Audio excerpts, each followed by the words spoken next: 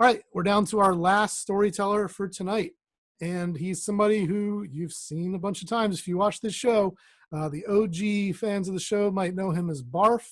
He he's been seen at Adam Wade's storytelling series. You've seen him at The Moth. You've seen him at Nights of Our Lives. He's also got his own solo show called A Public-Private Prayer, which once this pandemic is all over, he'll be bringing to a theater, hopefully somewhere near you sometime soon. Please welcome Grant Bowen. Hey, thank you so much, Will. Hey, everybody. Thank you all for watching. I'll give you some incentive to go to the YouTube channel. This story is kind of a semi-sequel to a story I told on a show back in May. So, if you're interested, look it up. But, so it's my sophomore year of high school. We did this big spring musical production of Grease, and we had so much fun. I got cast in the lead role of Danny Zuko, and I developed a little bit of a crush on the girl who played Sandy. And we went out on a date, and I was just so certain it was going to work out, and it did not. She just did not like me back the way I liked her. See, I was kind of a late bloomer when it came to dating, so here I am, 16 years old. I've never had a girlfriend, never even been kissed. And now my Sandy is just joining the now longer line of girls who just don't reciprocate my feelings. So one day after that show wrapped up, I'm just pouring my heart out to my friend Lisa about getting rejected again. And Lisa stops me at one point and goes, "Wait, Grant, you know that Emmy has liked you this entire time, right?" And I'm like, Emmy? See, Emmy was a freshman that year. She'd only been around for about a year at that point. I didn't really know her that well. We were in choir together, and I knew we were both theater kids. She was in Grease with me. In fact, she was in the ensemble. The poor girl had been in the background the entire time. And so I was like, Emmy, are you sure? And Lisa was like, yes, Grant, she won't shut up about it.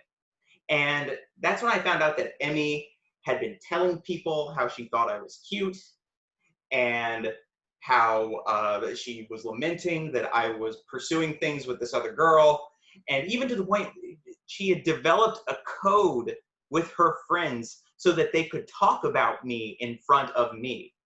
And I'm like, a code? What are you talking about? And Lisa says, Grant, you know how she likes that Phantom of the Opera movie with Gerard Butler? I'm like, yeah. She goes, you know how she keeps talking about how she likes Gerard? And yeah, I'm still not getting it. I'm like, yeah. And she goes, Grant, you are Gerard. Gerard means Grant. And my head exploded because I was like, I had been there for those conversations where all these teenage girls were talking about how much they liked Gerard. And I was none the wiser. I thought they just had a thing for rugged Scotsmen who couldn't sing. But then I realized I was in this new, like, uncharted territory. See, I had been in situations where I liked someone and they didn't like me back. And I'd been in situations where someone had liked me and I didn't like them back. But this was the first time where this was happening with someone who, like I said, I really didn't know. And so I thought, well, maybe, I don't know, we should check this out. Like, we like the same things. She's kind of cute. Why not? And so I started talking to her more frequently in class, and I get my eyes peeled for the opportunity to ask her out on a date. And that chance came quicker than I thought it would, because my parents had recorded our production of Grease, which is only illegal if you get caught. And that gave me the idea of, like, what if we invited everyone in the cast over to the house to watch the recording? And my parents said it was okay. And then I got the idea of, like, oh, what if I invited Emmy over to the house to, like, help us set up for the party? And then that way I can kind of, like, get to know her more. And so the week of the party, I go up to Emmy. And of course I do the thing all teenagers do, where you try to play it cool by pretending you don't care. and you're just like, hey, I'm having this party and wonder if you wanted to come over and, help me set the house up or whatever. And now she's trying to match my energy. She's like, yeah, I could come over. It's cool. It's whatever. So we make the plans. And the day before the party, she comes home with me after school, and we're setting up the living room arrangements with where people are going to sit. And I'm showing her like the DVD I've burned of everything, and we start talking to each other more. And that's when I start finding out more about her. I find out that she's had a couple of boyfriends before, which of course makes me feel privately insecure. I find out that she lives with her mom because her parents have split up. I find out that she has a couple of older siblings with families of their own, and she's already an aunt. And I find out that she's clever and sweet.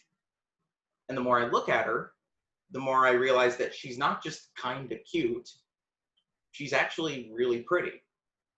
And as we're talking, the space is kind of closing between us more and more wherever we move about the room. And eventually we're sitting down next to each other so close that our shoulders and elbows are touching. Now keep in mind, I'm from Alabama. I was working from a Bible Belt abstinence heavy sex education. So even something as simple as sitting so close to a girl that our shoulders and elbows are touching, I started this inner chant of like baseball, cold showers, like not to embarrass myself at all. So eventually her mom comes to pick her up, and I tell her, hey, I'll see you at the party tomorrow night. Night of the party comes, all my friends start showing up. Emmy's the first one there. We set everything up, and we all gather around to watch our bad acting and cheap production on screen, and we're reminiscing about like rehearsals and backstage antics and whatnot. And Emmy and I are sitting next to each other again, and very gradually, our shoulder touching escalates into hand holding. And of course our friends all see us, and they're not directly calling us out, but we're getting like a lot of side eyes and a lot of raised eyebrows and a lot of suppressed giggles. And our defenses are up. We're again pretending we don't care. We're just like, yeah, whatever. I'll hold her hand. It's fine. What's the big deal? No, whatever. The night goes on. People are breaking off into groups. They're chatting. They're conversing and everything. And at one point, I pull Emmy aside and say, hey, I don't think anyone's out on the back deck. Do you want to come out there with me? Now, our house had this deck out in the back. It was screened in. And at the time, my dad had hung up these like warm white Christmas lights around the edge of the roof. So it illuminated everything in this warm, romantic glow from the surrounding darkness outside of us. It was this nice, clear spring Alabama night. And we both sit down next to each other on the patio furniture. We're holding hands, our heads are leaning against each other. We're just kind of quietly talking. And at one point I asked her, hey, are you having fun? And she's like, yeah. Are you?